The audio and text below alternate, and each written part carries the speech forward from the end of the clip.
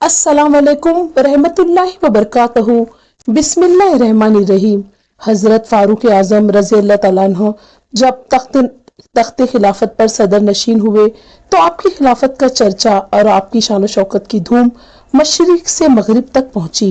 जिस वक्त बादशाह हरकुल ने आपका जिक्र सुना तो बड़ा बेचैन हुआ और एक नुसरानी पहलवान को इनाम का लालच देकर हजरत उमर को शहीद कर देने के लिए आमादा किया और उससे कहा कि तू मदीने जाकर अगर उमर को कत्ल कर आएगा तो तुझे बहुत सा माल और दौलत दिया जाएगा। ये हुक्म सुनकर वो नुसरानी पहलवान मदीने की तरफ रवाना हुआ।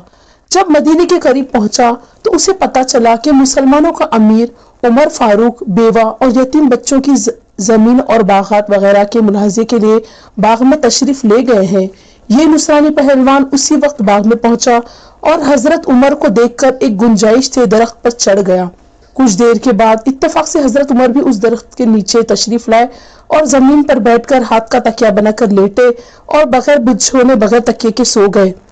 आपको सोया पाकर वो नुसरानी पहलवान दरख्त से नीचे उतरा और बहुत जल्दी आपके कत्ल का इरादा किया। जिस वक्त तलवार उठाई फौरन एक शेर आपके पैरों की तरफ से आया, जिसकी सूरत देखकर वो नुसरानी पहलवान बेहोश होकर जमीन पर गिर पड़ा और वो शेरों चारों तरफ आपका पहरा देने और आपके तलवे चाटने लगा। इस नुसरानी पहलवान के गिरने से हजरत उमर बेदार हुए।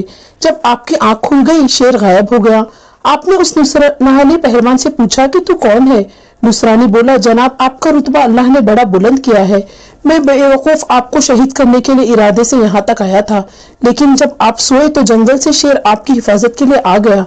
ये सुनकर हजरत उमर फारूक ने चारों तरफ देखकर फरमाया कि यहाँ तो कोई शेर नजर नहीं आता, वो शेर किधर चला गया? इतने में गैब से एक आवाज आई, ऐ उमर, तू हमारे दीन की हिफाजत करता है तो हम तेरे दुश्मनों से तेरी हिफाजत करेंगे।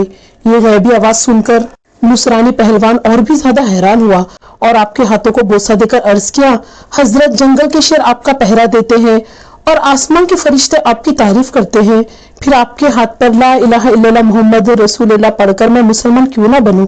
ये कहकर वो नुसरानी मुसलमान हो गया।